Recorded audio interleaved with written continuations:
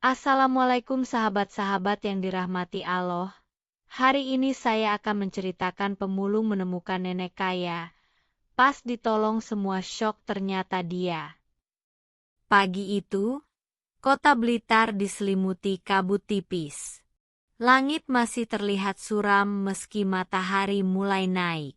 Di sebuah gang sempit dekat pasar lama, seorang pria tua berjalan sambil mendorong gerobak tuanya. Namanya Mardiman. Setiap hari, ia menyusuri jalan demi jalan, mengumpulkan barang-barang bekas untuk dijual kembali. Tubuh Mardiman kurus dan terlihat renta. Usianya sudah hampir 70, tapi semangatnya tak pernah padam. Ia hidup sendirian di sebuah gubuk kecil, makan seadanya dan tidur beralaskan tikar usang. Meski hidup dalam kekurangan, hatinya tetap bersih dan penuh keikhlasan. Saat sedang menyusuri gang di belakang pasar, ia mendengar suara lirih seperti orang mengerang kesakitan. Mardiman berhenti dan mencoba mencari sumber suara itu. Beberapa langkah kemudian, ia melihat sesosok tubuh tergeletak di balik tumpukan kardus dan sampah plastik. Seorang nenek dengan rambut memutih dan wajah pucat terbaring lemah. Bajunya lusuh dan penuh debu. Mardiman terkejut. Ia segera mendekat dan mencoba membangunkan si nenek. "Bu, jenengan kenapa?" tanyanya dengan suara gemetar. Si nenek membuka matanya perlahan. Bibirnya bergerak, nyaris tak terdengar. Saya haus." Tanpa berpikir panjang, Mardiman mengambil botol air yang ia simpan di gerobaknya. Ia membantu si nenek minum, lalu mengangkat tubuh rapuh itu dan membaringkannya di atas kain lap di gerobaknya. Dengan langkah tertatih, ia mendorong gerobak menuju rumah kecilnya. Di sepanjang perjalanan, orang-orang memandang heran. Tak sedikit yang mencibir, mengira Mardiman membawa orang gila atau pemabuk jalanan. Tapi ia tak peduli. Hatinya hanya terpanggil untuk menolong. Sesampainya di rumah, Mardiman menyelimuti si nenek dengan sarung tipis dan memasakkan bubur sederhana. Ia juga membersihkan tubuh si nenek dengan hati-hati. Tak ada rasa jijik sedikit pun di wajahnya. Hanya keprihatinan dan kasih sayang tulus. Malam itu, Mardiman duduk di samping si nenek yang tertidur lelap.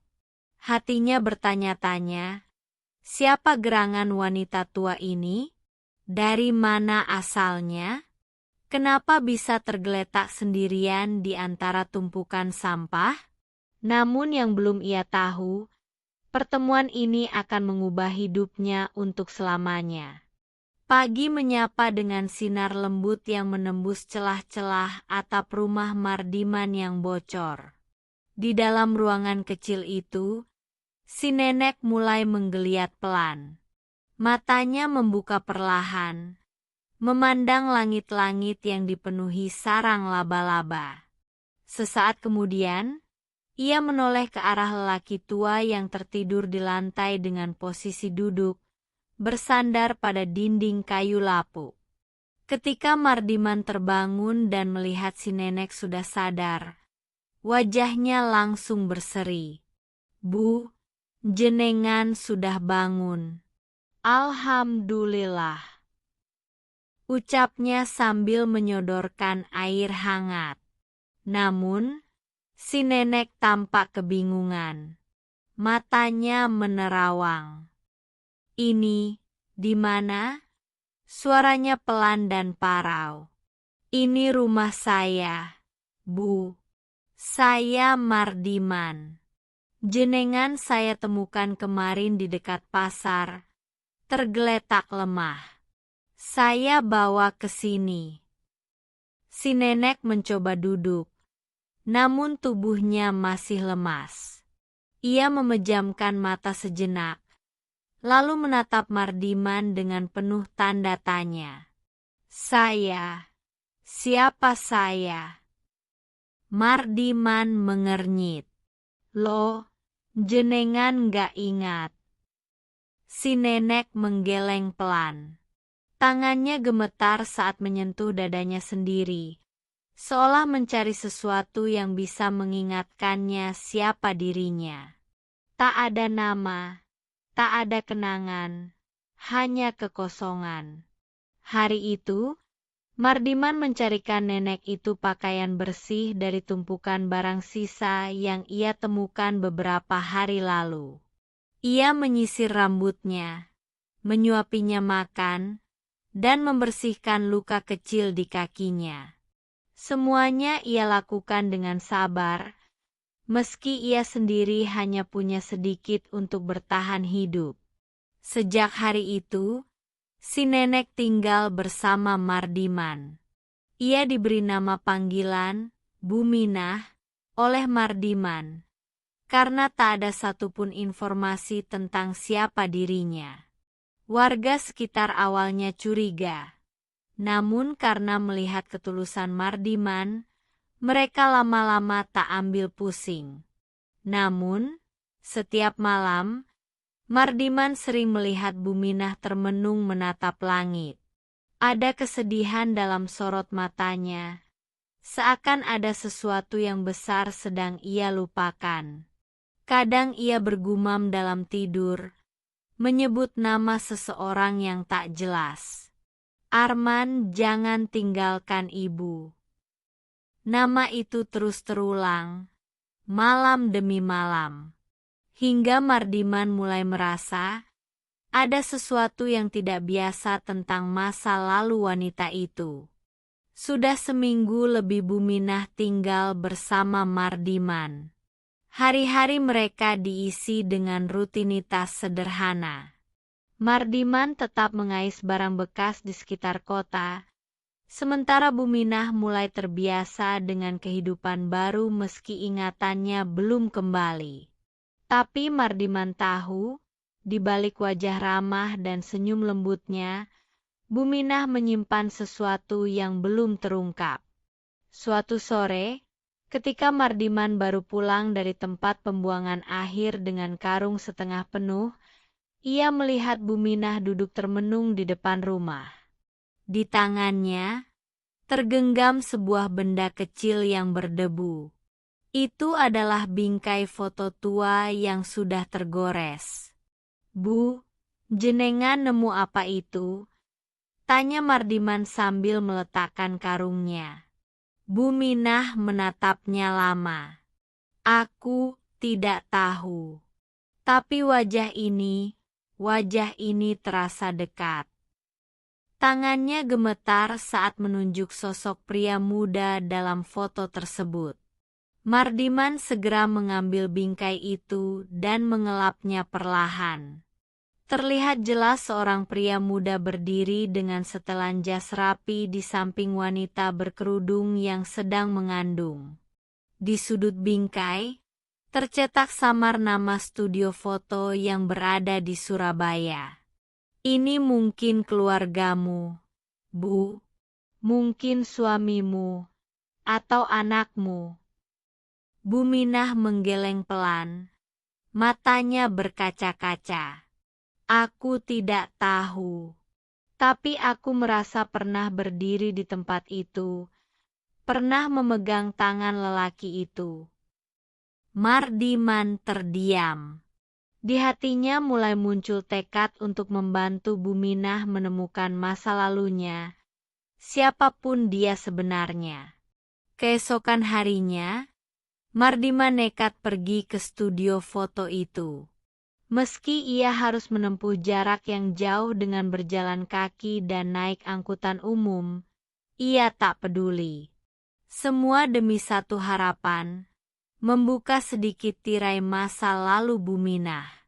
Namun, ketika sampai di alamat yang tertulis di bingkai, Mardiman terkejut. Studio itu sudah tutup bertahun-tahun lalu, dan kini berubah menjadi toko bangunan. Pemilik toko berkata, dulunya memang ada studio foto, dan ada arsip lama yang belum dibuang. Ia pun mengizinkan Mardiman untuk melihat-lihat. Di dalam tumpukan kardus berdebu, Mardiman menemukan satu hal yang membuatnya terdiam. Sebuah foto pernikahan megah di sebuah ballroom hotel bintang 5, dengan wajah yang tak asing. Di tengah pasangan itu, berdiri Buminah, mengenakan gaun mewah, terlihat sangat berbeda dari sosok yang kini tinggal bersamanya. Mardiman memandangi foto itu dalam diam. Jantungnya berdegup lebih cepat. Wajah Buminah dalam balutan gaun mewah terlihat anggun dan berwibawa. Di sampingnya, seorang pria tampan mengenakan jas putih berdiri penuh percaya diri. Di bawah foto, terukir nama acara, Pernikahan Agung Nyonya Minarsih dan Tuan Hermawan. Grand Ballroom Surabaya Regency. Minarsih. Nama itu belum pernah disebutkan oleh Buminah. Apakah itu nama aslinya? Mardiman menggenggam foto itu erat, lalu pamit kepada pemilik toko dan kembali pulang secepat mungkin. Sepanjang jalan, pikirannya penuh pertanyaan. Siapa sebenarnya Buminah? Mengapa ia bisa terlantar di jalan dan tak ada yang mencarinya jika ia dulunya adalah seseorang yang begitu terpandang? Setibanya di rumah, Mardiman menunjukkan foto itu kepada Buminah. Perempuan tua itu menatap foto tersebut lama sekali. Bibirnya gemetar. Matanya menatap kosong sebelum perlahan berkaca-kaca. Aku pernah di sana. Suaranya lirih. Itu hari bahagiaku. Tapi, kenapa aku di sini sekarang? Mardiman mendekat, memegang tangan Buminah yang mulai bergetar. Bu, jenengan namanya Minarsih, bukan? Jenengan dulunya istri orang kaya. Buminah menutup wajahnya dengan kedua tangan. Tangisnya pecah tanpa suara. Seketika, seperti pintu yang terbuka perlahan, ingatan mulai menampakkan bayangannya. Aku Minarsih. Iya, aku menikah dengan Hermawan. Tapi setelah itu, aku tidak ingat apa-apa lagi, semuanya kabur. Malam itu, Buminah tidak bisa tidur. Ia duduk di dekat jendela, menatap langit yang pekat. Sementara Mardiman memandangi perempuan tua itu dengan hati yang campur aduk. Ia tahu, di balik semua ini, ada rahasia besar yang belum terungkap. Dan ia pun merasa, hidupnya sedang berubah.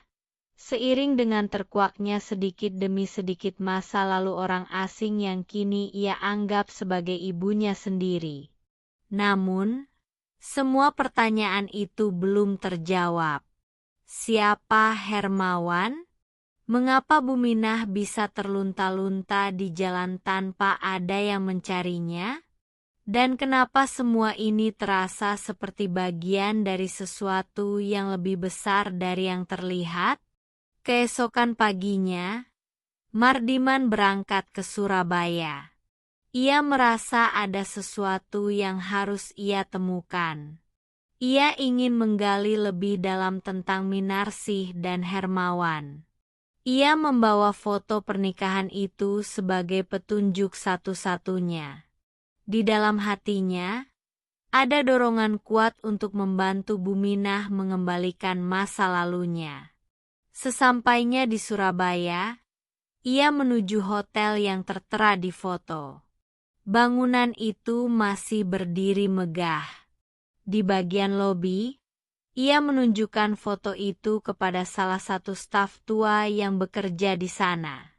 Pria itu menatap lama pada gambar itu, lalu terdiam. Saya ingat pernikahan ini, katanya perlahan. Itu lebih dari 20 tahun lalu. Pernikahan keluarga konglomerat. Tapi tak lama setelah pesta itu, semua berubah. Ada tragedi.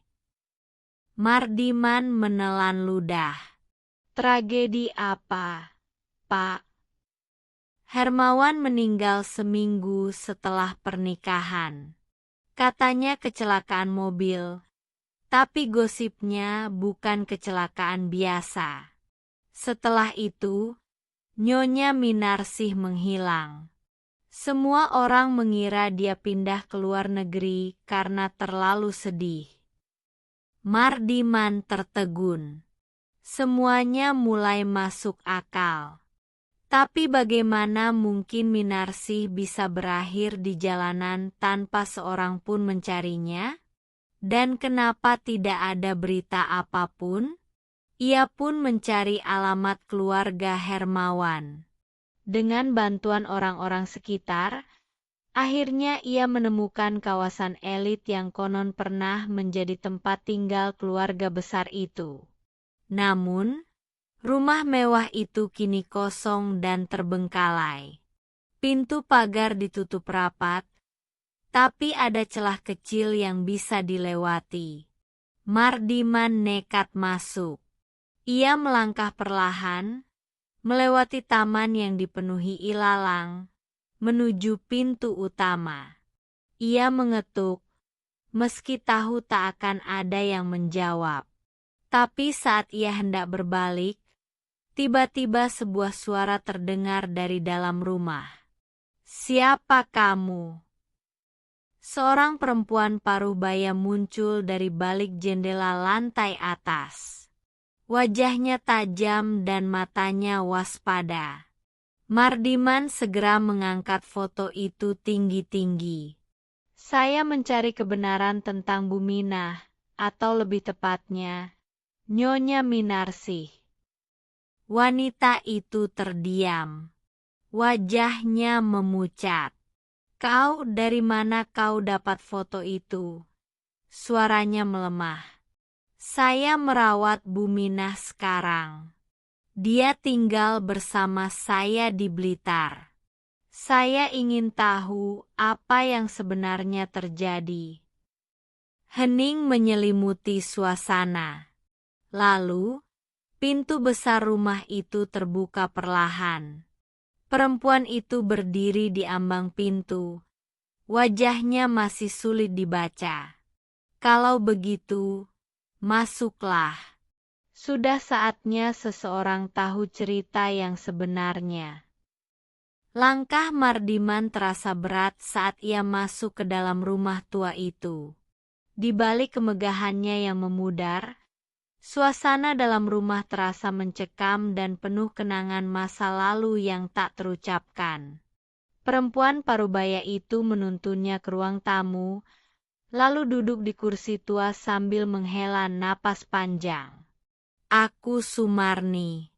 Dulu, aku pengasuh Nyonya Minarsih sejak kecil.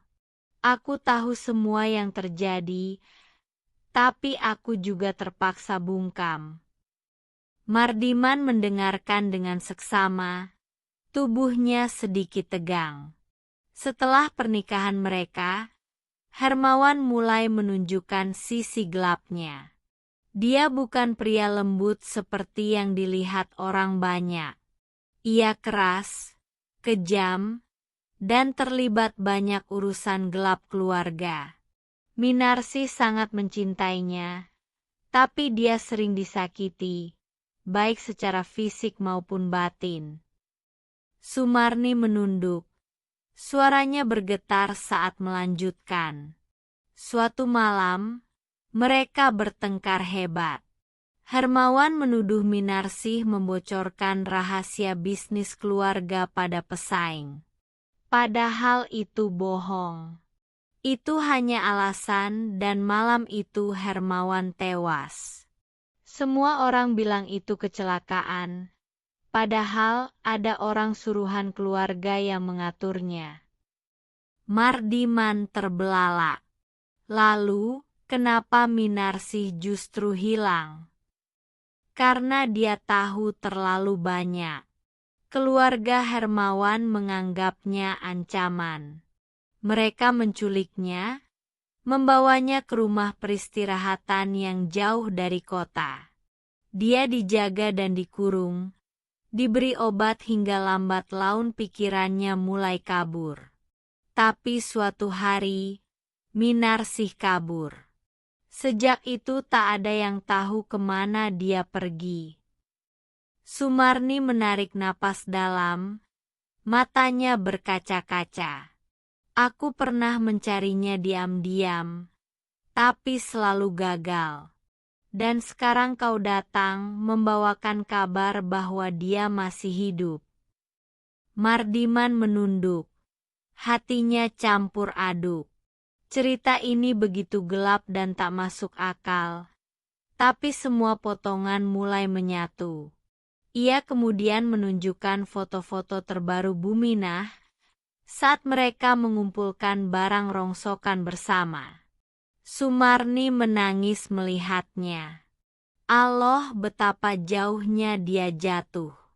Dari perempuan terhormat menjadi pemulung, karena keserakahan dan kebohongan keluarga sendiri. Tiba-tiba, Sumarni bangkit dan berjalan ke arah lemari tua. Ia membuka laci tersembunyi dan mengeluarkan sebuah kotak kecil berukir emas. Ini milik Minarsih. Kalung warisan dari ibunya. Simbol keluarga. Tak pernah ia lepas. Ia menyerahkan kotak itu kepada Mardiman. Bawalah ini padanya. Jika benar dia Minarsih, dia akan mengingat semuanya. Hari itu, Mardiman memantapkan hati. Ia pulang ke gubuk kecil di tepi sungai tempat Buminah biasa tidur. Hatinya bergetar, tangan menggenggam kotak kecil pemberian Sumarni. Di dalamnya tergeletak sebuah kalung berukir bunga melati, terlihat sangat berharga meski warnanya sudah mulai pudar dimakan waktu. Buminah sedang duduk di pinggir gubuk. Tangannya sibuk memilah sampah plastik yang masih bisa dijual. Saat melihat Mardiman datang, senyumnya mengembang. Namun senyum itu perlahan memudar saat melihat benda di tangan Mardiman. Apa itu, Nak? Tanyanya pelan. Mardiman duduk di sampingnya, membuka kotak itu perlahan, dan memperlihatkan kalung emas yang berkilau samar di bawah cahaya senja. Bu, ibu mengenali ini. Buminah terdiam. Matanya terpaku pada kalung itu. Napasnya mulai tak teratur, dan tangannya gemetar hebat. Ia menyentuh kalung itu perlahan, seolah menyentuh kenangan yang telah lama terkubur. Bunga melati, bisiknya.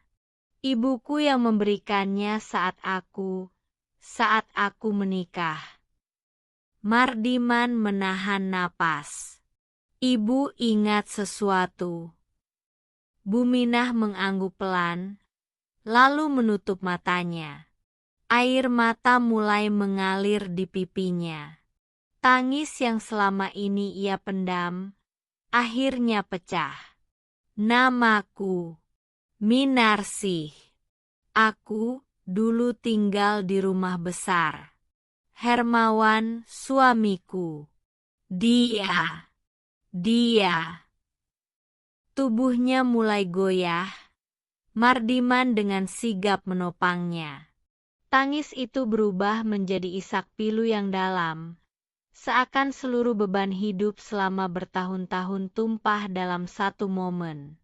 Aku dikhianati, disekap, aku mencoba kabur, aku lupa segalanya setelah itu. Aku hanya ingat rasa takut, rasa kehilangan dan rasa dingin di malam hari. Mardiman menggenggam tangan wanita tua itu dengan lembut. Ibu tidak sendiri lagi.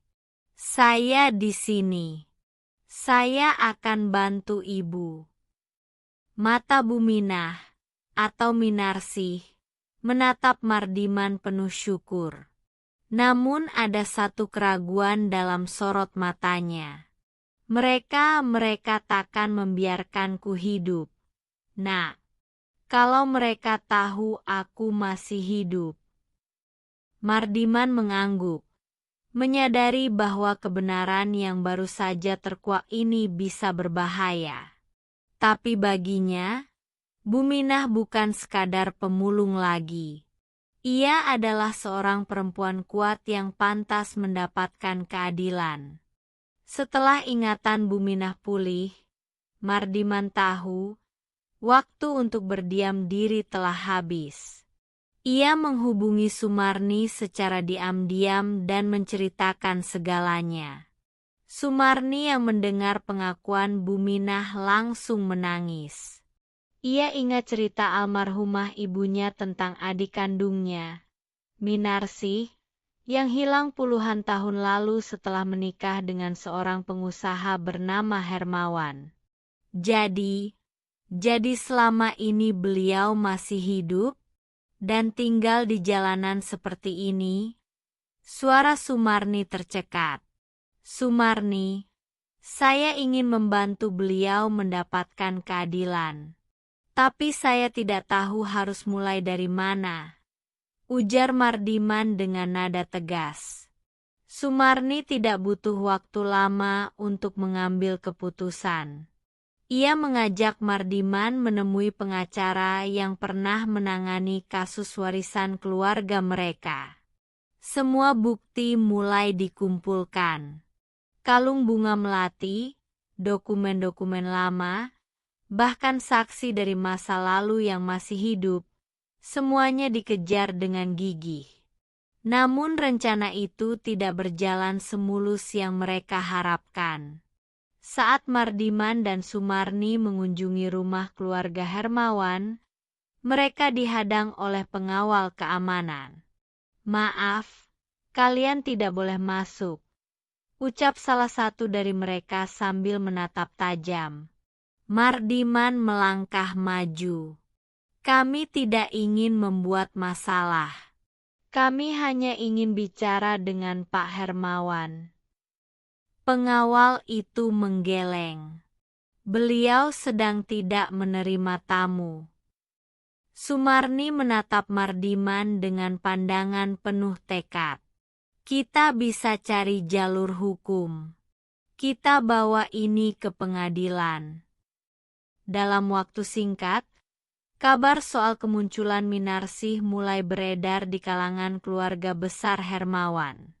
Desas-desus menyebar, membuat pihak keluarga panik, terutama istri kedua Hermawan, yang ternyata sangat berperan dalam menghilangkan Minarsih di masa lalu. Sementara itu, Buminah atau Minarsih mulai menunjukkan tanda-tanda kelelahan mental. Ingatan yang kembali datang membawa trauma dan ketakutan. Setiap malam ia terbangun karena mimpi buruk. Matanya membelalak ketakutan, seolah bayang-bayang masa lalu masih menghantuinya. Mardiman tak pernah meninggalkannya. Ia terus berada di sisi Minarsih, meyakinkannya bahwa kini ia aman. Tapi mereka tahu, perjuangan belum selesai. Ini baru permulaan. Perang melawan kebohongan dan kekuasaan telah dimulai, dan taruhannya bukan hanya warisan, tapi kebenaran yang telah terkubur puluhan tahun. Sidang pertama dimulai. Ruang sidang penuh sesak. Bukan hanya oleh pihak keluarga Hermawan, tapi juga oleh media dan masyarakat yang penasaran. Kasus ini telah menyita perhatian banyak orang, terutama karena melibatkan wanita tua yang selama ini hidup sebagai gelandangan namun mengklaim sebagai istri sah seorang pengusaha kaya. Buminah duduk di kursi saksi, tangannya gemetar.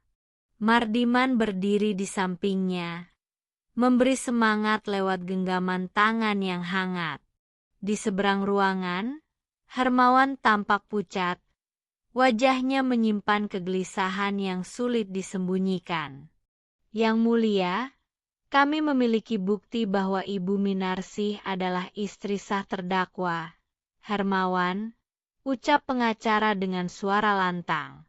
Dokumen pernikahan asli, foto-foto lama, hingga surat-surat pribadi yang ditulis tangan oleh Hermawan kepada Minarsih di masa lalu diperlihatkan. Semua bukti itu diperoleh berkat kerja keras Mardiman dan Sumarni yang menelusuri jejak masa lalu dari berbagai arah. Namun kejutan sesungguhnya datang ketika seorang pria tua bernama Pak Leman, mantan sopir pribadi Hermawan, maju ke depan.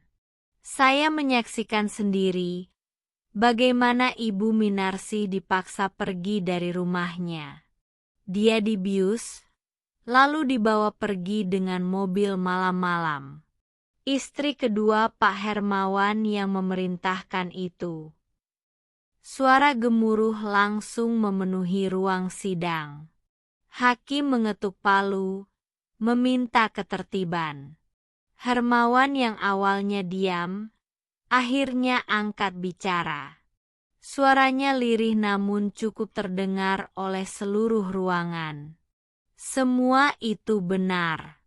Aku pengecut. Aku biarkan Minarsih diambil dari hidupku demi menuruti desakan keluarga dan istriku yang sekarang. Tiba-tiba, Bu Minah terisak. Air matanya mengalir deras. Bukan karena kebencian, tapi karena luka yang lama mengendap akhirnya mendapatkan ruang untuk keluar. Ia menatap Hermawan dengan sorot mata yang dalam. Kenapa kamu tidak mencariku, Hermawan? Selama puluhan tahun aku di jalanan. Aku mengandung anakmu waktu itu, tapi aku kehilangan dia karena hidup yang keras. Ruangan mendadak senyap. Semua orang terpaku. Bahkan Mardiman terkejut. Buminah belum pernah mengatakan soal anak yang dikandungnya setelah ditinggalkan. Sumarni menatap Buminah dengan mata membelalak. Ibu, jadi aku bukan keponakan ibu. Aku, anak ibu. Kebenaran itu menggelegar seperti petir di siang bolong. Semua orang terpaku, dan Buminah hanya bisa mengangguk sambil menangis terseduh. Suasana ruang sidang berubah menjadi hening yang mencekam. Sumarni masih terdiam, menatap wajah Buminah yang sembab, namun lembut. Hermawan terlihat terpukul. Wajahnya seolah tidak percaya, seperti seseorang yang dihantam kenyataan pahit yang datang terlalu lambat. Hakim memberi waktu jeda sejenak. Beberapa orang menangis pelan di sudut ruang sidang. Cerita hidup Buminah yang awalnya hanya dianggap kisah tragis gelandangan, berubah menjadi potret nyata betapa rakusnya kekuasaan dan harta bisa menghancurkan kehidupan seseorang. Setelah jeda, sidang kembali dilanjutkan. Hermawan berdiri dan berkata dengan suara penuh sesal, "Saya siap mempertanggungjawabkan semuanya, termasuk hak Minarsih dan anak kami." Sumarni. Buminah perlahan menggeleng. "Aku tidak menginginkan harta, Hermawan. Aku hanya ingin anakku hidup lebih baik dariku. Sudah cukup aku disia-siakan oleh kehidupan. Jangan sampai anakku mengulang kesalahanku." Sumarni mendekat, menggenggam tangan ibunya. "Ibu, terima kasih sudah bertahan selama ini. Aku bangga jadi anakmu." Tangis keduanya pecah di depan semua orang. Tak ada kata-kata lagi yang bisa menggambarkan pertemuan itu, selain luka yang perlahan disembuhkan oleh pelukan dan pengakuan. Beberapa hari setelah persidangan itu, hakim memutuskan untuk mengembalikan hak Buminah atas rumah lama yang dahulu pernah ditempatinya bersama Hermawan. Hak waris untuk Sumarni pun disahkan sebagai ahli waris sah. Hermawan dijatuhi hukuman sosial berupa kewajiban rehabilitasi dan restitusi, serta pengakuan publik atas perbuatannya. Namun tak lama setelah keputusan itu keluar, Buminah jatuh sakit. Dokter mengatakan tubuhnya sudah terlalu lama menanggung beban penderitaan. Usia dan trauma yang menumpuk selama puluhan tahun membuatnya rapuh. Di rumah barunya yang tenang, Sumarni duduk di samping Buminah, memegang tangannya. Mardiman berdiri di dekat jendela, sesekali menatap ke arah luar, berusaha menahan air mata. "Bu, aku di sini. Aku nggak akan kemana-mana," ucap Sumarni lembut. Buminah membuka mata perlahan, menatap anaknya. "Allah itu maha adil. Nak, ibu tidak menyesal. Karena akhirnya Allah izinkan kita bertemu. Ibu tenang sekarang." Tak lama kemudian, senyum lembut muncul di bibir Buminah, sebelum akhirnya tubuhnya menghembuskan napas terakhir. Matahari sore menembus jendela, menyinari wajah tenang seorang ibu yang telah menuntaskan perjuangan hidupnya. Di sampingnya, anak yang dulu terpisah kini telah kembali, membawa cinta dan harapan baru.